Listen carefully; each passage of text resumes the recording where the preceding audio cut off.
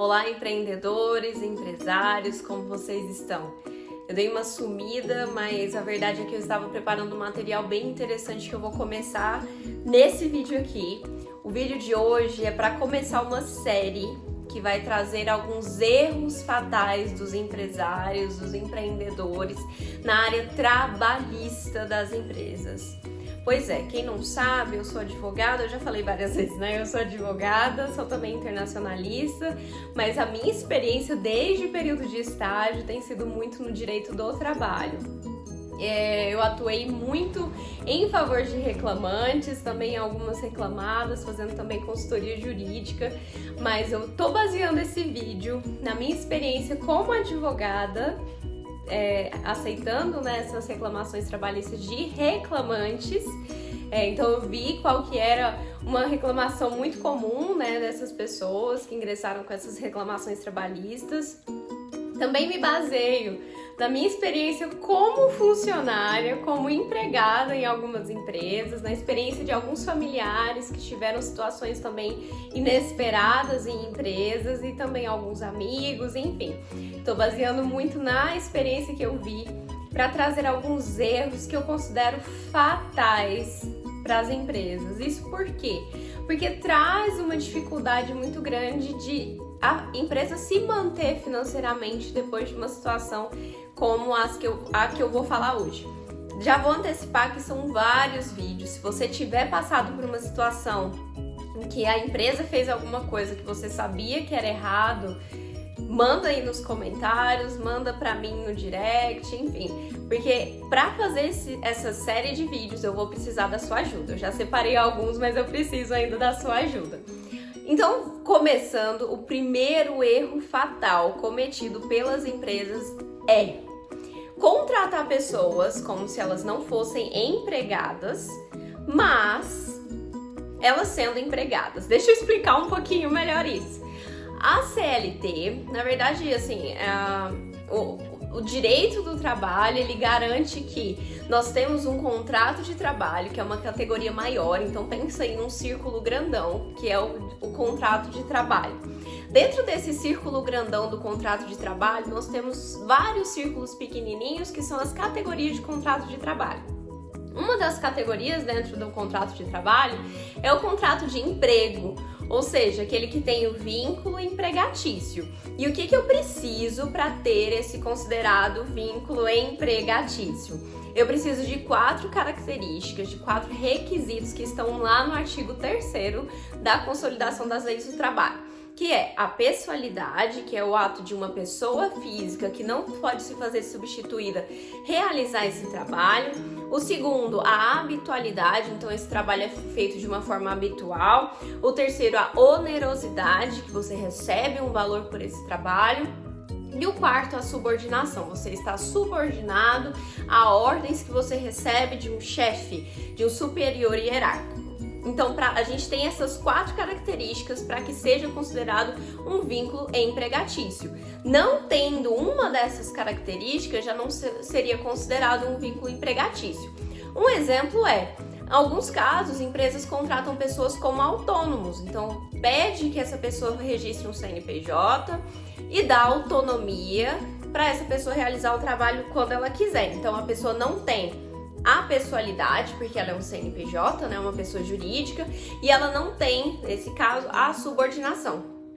Nessa situação, seria um contrato de trabalho, mas não um contrato de emprego. Mas o que acontece em muitos casos? A pessoa tem o CNPJ, pode até ter o CNPJ e ainda assim ser considerado um contrato de emprego, mas a pessoa não tem a subordinação. Então, a empresa frauda a consolidação das leis do trabalho, não assina a CTPS do funcionário, fala que ele é autônomo, e aí gera toda uma confusão jurídica que geralmente leva com que essa pessoa, esse funcionário, entre em juízo requerendo o que lhe é direito. Qual que é o problema? Por que eu falo que isso é um erro fatal? Quando a empresa frauda, pratica dessa forma, sabendo que esse funcionário, ele tem todos os requisitos, ele é uma pessoa que não pode ser substituída, ele tem uma subordinação em relação à empresa, que são os dois aspectos mais questionáveis quando a gente fala de vínculo empregatício. A empresa sabe que ele tem toda aquela característica, mas ainda assim ela prefere contratar como PJ ou contratar como autônomo. E aí resta um erro gravíssimo. Por quê? Essa pessoa costuma entrar em juízo, ela ingressa com uma reclamação trabalhista e ela vai provavelmente, se ela comprovando esses aspectos que eu falei, né, vou falar mais uma vez, da pessoalidade, habitualidade, onerosidade e subordinação, se ela conseguir comprovar todos esses aspectos, ela vai receber todas as verbas que ela deveria ter recebido durante o contrato de trabalho, que a gente chama de verbas contratuais, e vai receber também as verbas rescisórias, que são aquelas verbas quando a pessoa sai, né? Então, o erro é grave, o erro é fatal, porque se um juízo reconhecer que esses aspectos, esses 4 requisitos estão presentes, a empresa vai ter que desembolsar um valor muito alto. Eu vou te falar aqui uma simulação aí, vamos supor que seria R$1.000 o salário dessa pessoa, para você já entender que é muito alto o dano que uma empresa vai ter nesse caso. Por quê? São verbas contratuais e rescisórias. Isso eu não tô nem entrando em questão de hora extra, que pode ser questionado, não tô entrando em nada disso. Mas olha lá, se a pessoa, durante o contrato de trabalho, ela trabalhava sendo subordinada a esse chefe, ela não tinha autonomia nenhuma para fazer seus horários, não tinha autonomia em relação a nada, e é comprovado em juízo tudo isso, ela vai receber em juízo férias durante todo o período contratual, e essas férias ainda vão ser somadas a 1/3. Vamos supor que essa pessoa ficou 1 ano e meio na empresa. Ela vai receber férias integrais, que seria o salário integral e 1/3. Vai receber férias proporcionais, 6/12 e 1/3 dessas férias proporcionais. Então já aí vai um valor relativamente alto. Além das férias, vai receber o 13º salário, considerando que é 1 ano e meio, hein? 13º salário integral do 1 ano e proporcional daquele outro período, né? Eu tô considerando como se a pessoa tivesse entrado no dia 1º, no dia 2 de janeiro, tá? Só pra ficar mais fácil pra gente visualizar isso. Mas vai receber esse 13º salário integral e proporcional. A pessoa vai receber o aviso prévio proporcional à quantidade de anos que ela trabalhou. Se é 1 ano e meio, vai receber um aviso prévio de 33 dias. Olha aí, já é mais do que o salário da pessoa, uma proporcionalidade de 33 dias. Além do aviso prévio, ainda vai receber o FGTS, que é 8% de cada mês. E além do FGTS, geralmente a pessoa pede para declarar a rescisão indireta, né? Vai receber uma multa de 40% sobre o valor dos depósitos de FGTS. Além disso, já falei aviso prévio, já falei férias, já falei 13º e FGTS. Além disso, vai receber o saldo de salário, que é um valor que é pago pela proporcionalidade, ou talvez o período inteiro do mês que a pessoa trabalhou antes de sair. Então é um valor bem alto, e além disso, se esse vínculo empregatício for reconhecido em juízo, ainda vai ter o problema de ter que pagar uma multa, porque geralmente quando esse vínculo é reconhecido, como eu falei, geralmente tem um pedido de rescisão indireta junto, a gente já pede também a multa do 477, parágrafo 8º, que é a multa pelo não pagamento das verbas rescisórias no prazo correto.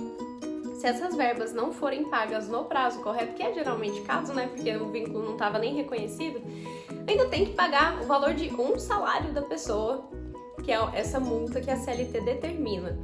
Além disso, a multa do 467, do artigo 467 da CLT, que prevê que deve ser paga, se não forem pagas na primeira audiência, todas as verbas que são inquestionáveis, as verbas que a gente chama de incontroversas, vai ter que pagar 50% do valor dessas verbas, também como a título de multa. E além disso, ainda vai ter que assinar carteira, pode ter até multa a multa diária por não assinar carteira depois dessa sentença e tal. Então você vê que é uma situação que vai gerar um dano financeiro muito alto, porque além de ter que pagar o funcionário esses valores em juízo, ainda vai ser necessário pagar advogado para representação em juízo, vai ter que, enfim, procurar toda uma série de questões para se precaver, a empresa vai tentar se precaver depois, vai ter que implementar algumas questões de compliance para evitar que essas questões aconteçam novamente. Então, o dano de você enfrentar isso depois que a empresa já atuou erroneamente é muito maior. Então, por isso que eu falo que esse é um erro fatal e é um erro que as empresas têm sim que prestar atenção. Entenda que você como empreendedor, e agora eu falo também como empreendedora, nós viemos para... Os empreendedores, a meu ver, vieram para trazer realmente mudança para as pessoas. E se a gente não traz essa mudança nem para os nossos funcionários, como que eu quero atender nossos clientes? Então sempre pensa na hora de contratar pessoas, na hora de fazer essas relações de trabalho, analisa se não é uma relação de emprego. Analisa se você não está exigindo dessa pessoa que ela não seja substituída, que seja realmente ela. Analisa se você não está exigindo essa hierarquia da pessoa, se você tem essa situação de ordenar certas coisas, a pessoa não tem autonomia. Sempre ao contratar pessoas para crescerem com você, analise essas questões, porque esse é o primeiro erro fatal que os empreendedores fazem e é um erro muito, muito comum. Espero que você não esteja na lista de quem comete esses erros.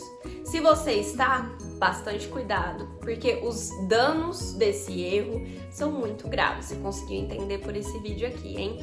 Muito obrigada por ter assistido.